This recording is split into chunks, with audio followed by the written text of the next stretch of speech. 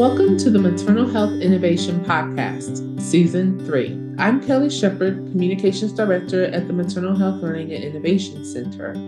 This podcast is created by the Maternal Health Learning and Innovation Center, and episodes are released weekly, so be sure you are subscribed. On this podcast, we listen to maternal health innovators about ways we can implement change to improve maternal health in the U.S. In this episode, we're talking about apps and digital solutions that are making maternal health care more accessible to all, starting with May. May is an innovative app designed to support Black women during their pregnancy journey. With a unique blend of technology, community connection, and advocacy, May is on a mission to bridge the gap in maternal health care, ensuring that every woman has access to safe and empowered pregnancy experiences. Thanks for joining us. I appreciate you coming. Maya, thank you so much for your time. Could you provide our listeners with an overview of May and its mission to support women of color during pregnancy and birth? And what inspired you to create this digital health platform? Absolutely. So Kelli, first, thank you for having me. I'm so excited to have this opportunity to share a little bit about May with you and also your community of listeners. Thank you for the time. May, by way of quick introduction, is a digital-first healthcare services business that focuses on reducing maternal health disparities for women of color. We have a specific focus on reducing Black maternal health inequities, right? As we know, we are dealing with very pervasive challenges around maternal mortality, but not only maternal mortality, also maternal morbidity, right? So not the death, but the near-death experiences. We as a community have higher rates of C-sections, whether or not those C-sections are medically necessary. We have higher rates of preterm birth, sometimes with lifelong health consequences for our children. It is really critically important that we start to get ahead of some of these disparities and importantly, give more Black women access to some of the well-established clinical and community-based interventions that we know and we've known for decades and we've known for generations work. So May, again, is a digital-first services business that is really intended to bring many of these best-in-class interventions and supports to more Black women. We're doing that in a few different ways. First, through our digital experience, we are driving forward digital education, specifically with a lens towards some of the unique life experiences, some of the unique barriers or biases in care that Black women are contending with. Through our digital experience, we are identifying those risk factors, but also working very closely with healthcare payers, with insurance companies to not only identify the risks, but follow through on addressing those risk factors for the mothers we serve, right? Whether that means we are helping mothers with social determinants-oriented, community-based resources to help them more meaningfully engage in their own care, right? That could be transportation to the OB. That could be helping to drive forward nutritional assistance for some of our mothers who may be food insecure. It's education. It's all of these sorts of things. So that's what we're doing on the digital experience. But I think it's really important to note that I think it would be a little bit naive for us to think that a digital support in and of itself would be enough to drive down the disparities that we're hoping to address, right? It is simply naive to think that understanding what we do about systemic barriers in care, understanding what we know about bias in care, that we could simply say to Black women, here's a digital solution for you to use and the rest is your responsibility, right? We know that we also need to bring advocacy and bring support and bring championship and all of these things to the Black mothers we serve. So in addition to our digital experience, we are also working towards activating networks of community-based doulas of color to serve the mothers that we work with. What that means for us is working with those community-based partners to put them on a path towards insurance participation and reimbursement, right? So where we are contracting with health insurance plans, this is our opportunity to say, hey, we want to bring more community-based doulas into the fold. We want to support them with some of the administrative complexities that exist within the health insurance space. And we want to really increase access, right? Access and supply to community-based birth workers of color, where we know that support from these individuals can have a very meaningful and positive impact on both experience and outcomes for Black mothers. You asked a second part of the question, which was what inspired me to create May. This is interesting. I don't think I have a typical founder's background, right? In that I worked in healthcare for a very long time before I became a founder. So I have close to 20 years of experience in healthcare on the business side. I founded May at 40, right? And so I think I brought a lot of experience into this new venture, and specifically understanding a lot around how to navigate B2B healthcare contracting and how to partner with insurance companies and other healthcare stakeholders and payers. But what inspired me, Kelli, I think was in part some of my own experiences, right? And in part just the experiences of many of my loved ones. So I have 3 young daughters. One thing in very simple terms is that I want this to improve before they are at this life stage, right? But I can also say for myself, I was someone who entered into my first and second and third pregnancies with a high degree of health literacy, right? Again, I have been working in healthcare for a long time. I had great health insurance, right? I worked at Pfizer when I had all 3 of my babies. I had financial resources to access the things that I needed in pregnancy. And I think despite all of that, I still experienced, right, some of the very pervasive bias in care and marginalization in care that Black women do typically experience, right? And that was hard for me to explain away.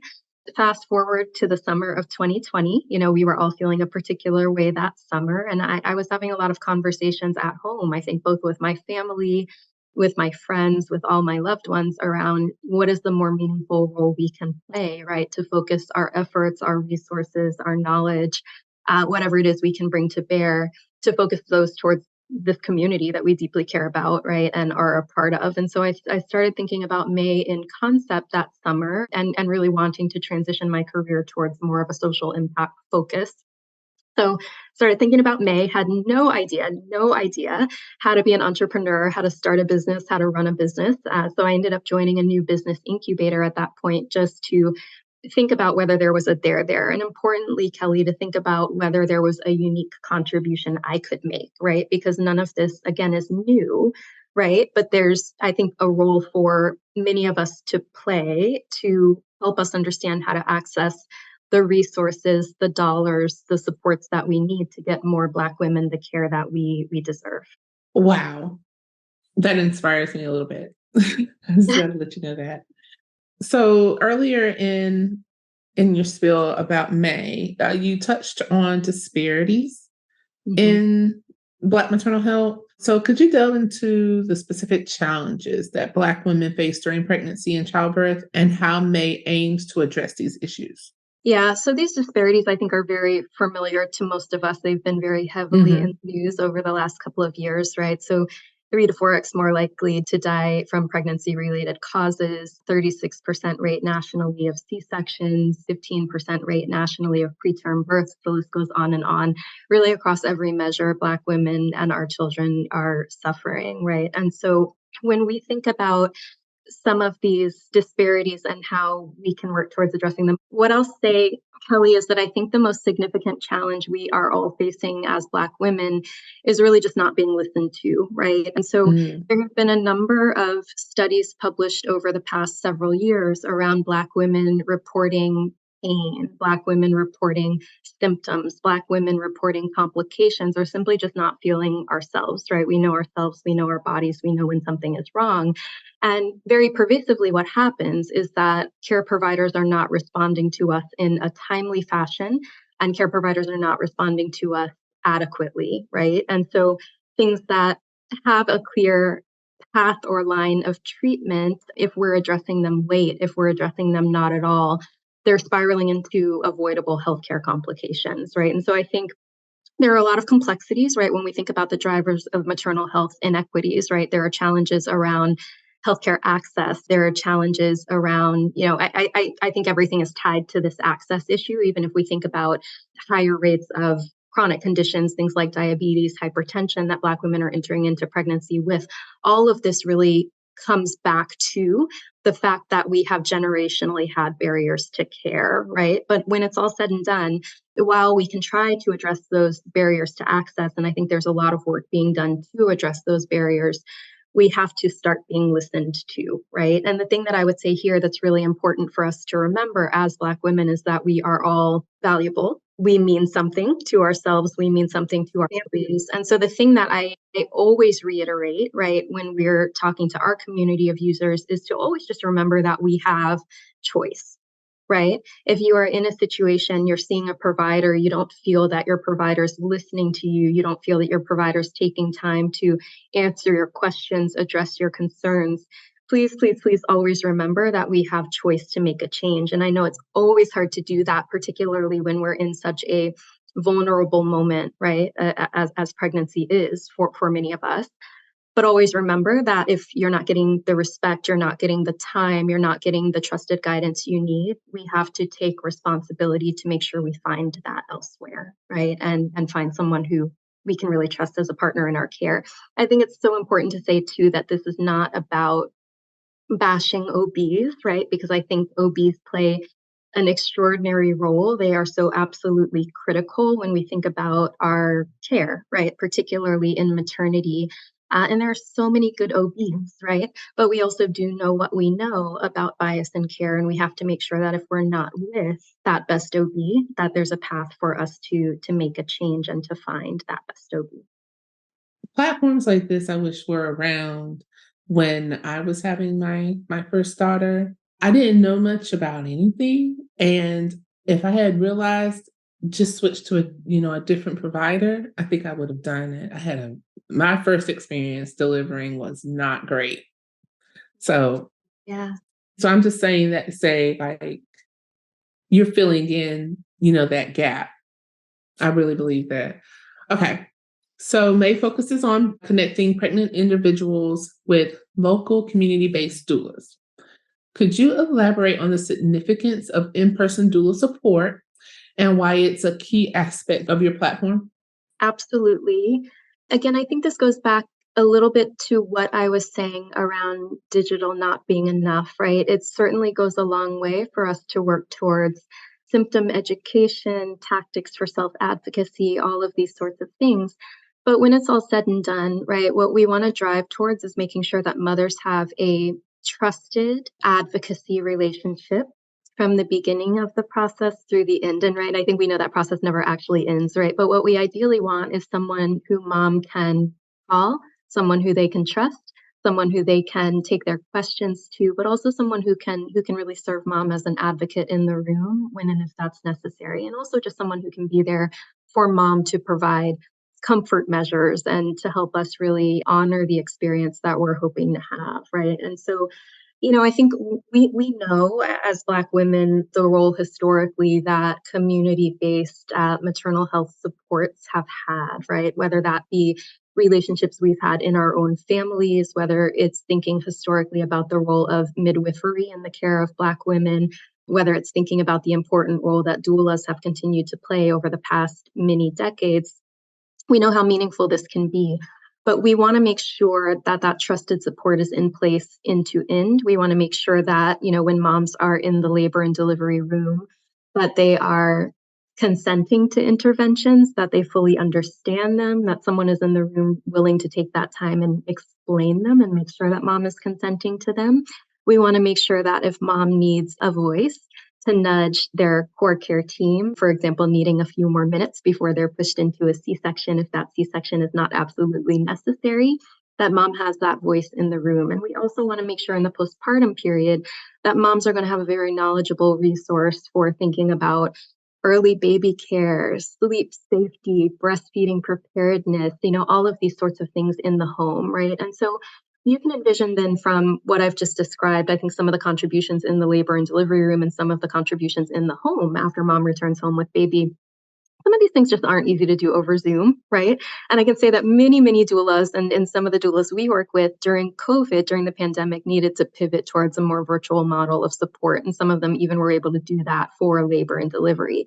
But when it's all said and done, I think sometimes we need a hand to hold. Sometimes we need, a little rub on the back. We need comfort measures, and that is more meaningfully delivered in person, right? And I think what's been really interesting for me is that we do a lot of work to understand the clinical impact of some of the interventions and supports we're bringing forward, and to look across our community of users to understand what's working and what's not, right? And so when we look at our data, we look at our data in a very detailed way, right? So we look at individuals who may have engaged with doulas virtually versus in person. We look at individuals who may have interacted with doulas in the prenatal period, but for one reason or another not had that doula during labor and delivery. We look at the moms who have had their doula during labor and delivery in the room. We look at the moms who have been engaging meaningfully with their doula postpartum. And we can actually see, at least in our early data, some of the differences in outcomes. And what I will say is that I think the doula relationship is additive no matter what, right? Even if delivered under more of a virtual format. But where we see the most meaningful impact in clinical outcomes, right, and specifically being able to reduce the number of non-medically necessary C-sections, we do see that most meaningful impact when the doulas are in the room, right? And I think there's a lot of anecdotal feedback from our community of users too to suggest that the role that they play is more impactful in that format, right? Where moms are saying, I was being rushed into this decision and we just asked for a few more minutes and we just labored and, breathed patiently and we did some affirmations and then that baby started to emerge, right? And so I think even those anecdotes for us they're really special. We are at an early stage of our business, right? And so when we talk about some of these learnings and some of this data, we're not at a point where any of this is statistically significant. I'm conscious of the fact that I am on the phone with an academic, right? But I think that they are the right signals. They're validating some of the hypotheses we had going in. And again, I'm someone who's worked in digital health for a very long time. I consider myself to be a digital health evangelist. I really believe in what digital health can do to bridge access. But let's lean in the direction of what is going to be most clinically impactful and what's going to help us achieve our collective mission in this space, right? So anywhere we can have doulas in the room, championing for mom, holding mom's hand, really being a part of that collaborative care team. Anywhere we can do it, let's try, because we can see a difference when that happens. Amen. I agree. So I'm going to shift gears a little bit into insurance. So your partnership model with insurance company is intriguing. Could you explain how May collaborates exclusively with insurance plans to offer support to its members, particularly with a focus on Medicaid and doula services?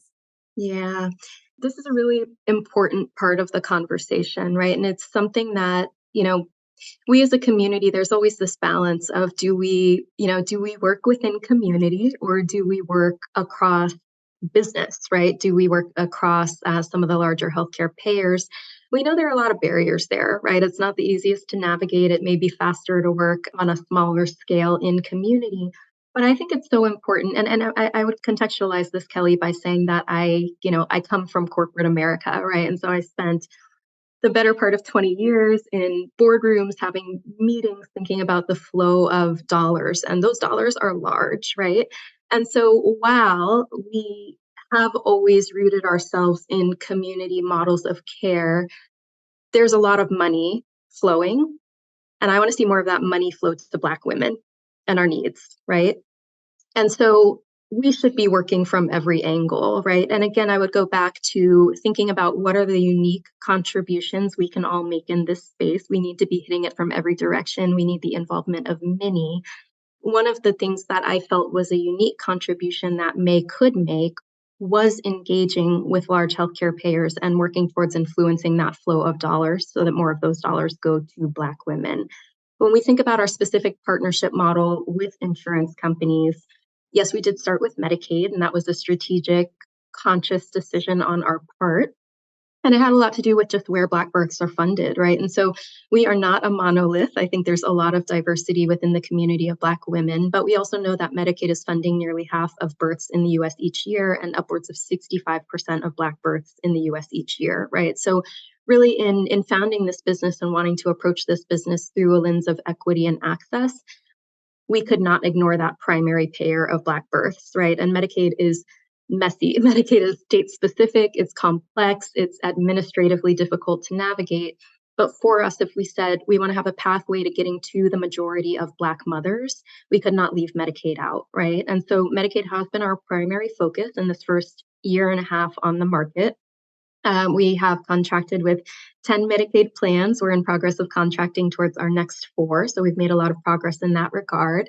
So the first part of your question, Kelly, around how we partner with insurance companies, we support their diverse membership with improved and enhanced birth experiences and supplemental care, right? And so we are working towards helping more of those insurance plan members access doulas. We recruit and activate those doula networks by zip code, so they are proximate to moms and the care facilities in which those moms are delivering. We also have the insurance partner working very closely with us around some of those risk flags that we're identifying through our digital experience. So again, if mom tells us that she's having a challenge with her provider, if mom tells us she's food insecure, if mom tells us she needs help accessing diapers or anything else for baby once they arrive, we're working very closely with the care management entities of our plan partners to help moms access all of those holistic benefits and to get them to moms with a little bit more ease. We have care coordinators, program managers on our team supporting each of those deployments. We're meeting weekly with our plan partners. We are reviewing each of those care flags, any of those community-based needs moms may have. We're working collaboratively to help address those needs. And then obviously we are also working towards getting mom access to those community-based doulas without pay on mom's behalf. Could you please share a significant birth story or experience that has been a milestone for May, underlining the impact your platform has had on an individual's pregnancy journey? Yeah, there are so many of these, Kelly. There are so many stories that I think have brought my team to tears, if I'm being Oh, honest. Right? But I can share with you that when we went live with our first plan, our first Medicaid plan partner, actually in August of last year, we were just so hopeful, right? We were just putting all of the good energy and hope into the world that we would be able to deliver what we believed we could, right? One of the things is that there's a very harmful narrative, I would say, when we think about innovation in Black maternal health, where in some cases we would hear plan partners say, this is simply just not a demographic that's going to engage in their own care, right? And so we as a team, we were like, this is something we have to disprove, right? We are a team of Black women. We care about ourselves. We care about our babies. We're not entertaining that narrative, right? Because it is so incredibly harmful when that's a perception that's held by individuals who are then controlling that flow of dollars, right? And so for my team, we said, we've got to disprove it. We got to do what we need to do. We have to do all the things that don't scale. We've got to get it right for these mothers. And one exciting thing for our team was that our very first May supported birth with our very first plan partner last summer was a Black woman, again, covered under Medicaid insurance, pregnant with twins. We helped her with risk-based tracking. We helped her with coordination of services and benefits. We helped her to have a doula present at her birth. Again, this was a twins birth. Twins were both born healthy. Twins were both born vaginally, which is something that is very uncommon for twins births, right? And when we shared that back with the plan, excuse my language, they said, holy crap, how? Right. And for my team, I think that this was representative of what we could do. Again, it was our very first birth, right? And it was so illustrative, I think, of what can be delivered if we wrap mothers with the totality of the services and supports that they need to thrive, right? We can deliver twins babies vaginally without complications, leaving there with no NICU stays, leaving there with mom happy, feeling honored, and having her preferences respected. And that is one experience, Kelly, I have to say, when we were, sharing that with our internal team on Slack and on the phone, everyone was in tears, right? Because we said, this shows us that if we work hard and we work again to bring these interventions that we know work, right? We're just bringing them together and we're making sure mom can access them. And we're making sure that mom doesn't have financial barriers to access them and whatever other barriers may exist. This is what can happen, right? And I think that was a really motivating experience and user outcome for our team to see very, very early on, and one that I think has really stayed top of our minds and continued to really funnel our passion for this work. Maya, my cheeks hurt smiling so hard. Aw. I love that story. That's wonderful. That's wonderful. And you're right. It's not heard of to deliver multiples vaginally. No, we were Yeah, shocked. We were shocked too. that's amazing to me. I find your commitment to birth workers and Black women giving birth commendable. And I'm going to ask my last question. Okay. Okay, so closing it out here, could you share a message with our listeners, whether they are expectant mothers, healthcare professionals, or individuals interested in maternal health equity? Could you share like a message for them and also, tell us how we can find you? Yeah.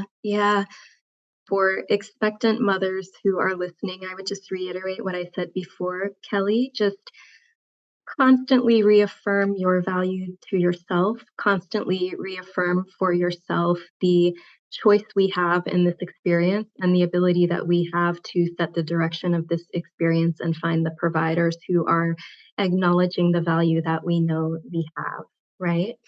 For our listeners who are not birthing people, the thing that I would say here is that, we have to all be reminded of the downstream impacts of these disparities, right? Because we're not only talking about baby, we're not only talking about mom, right? When we lose a mother or when a mother comes out of this experience debilitated, we are breaking down families. We are limiting that individual's ability to return to a productive life, right? And to be an active contributor in her community and society, right? And so we're impacting families, we're impacting communities. We have to make sure that we're all playing a role in healthy communities and that we're all playing a role in the ability of our young people in this country to have a path to prosperity, right? Health and happiness.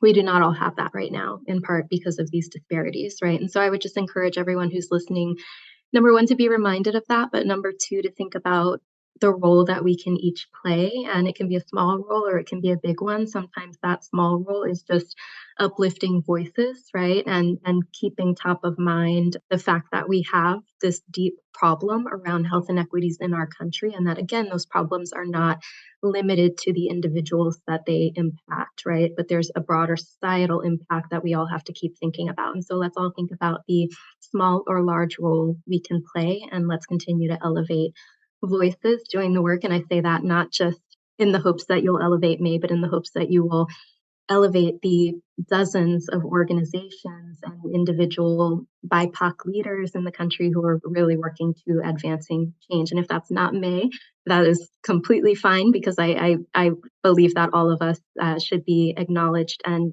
elevated, because there's some incredible work that's being done out there. In terms of where to find us, our website is www.meetmay.com. If there are birthing people in your life that you can send our way, we would be grateful for that. There's a lot that we offer on our digital experience and virtual programming that we offer that is completely free, and we hope that we can extend that to more people. On IG, we are at May Health Inc. Please follow us. You can learn there a little bit more about the work we're doing and what states and regions we are currently supporting with insurance partners. And Kelli, thank you so much for this opportunity to share. It's really been an honor. Thank you. It's an honor to have you as well. And it sounds like, and I think I can safely say this, maternal health is a team sport. Oh, yes.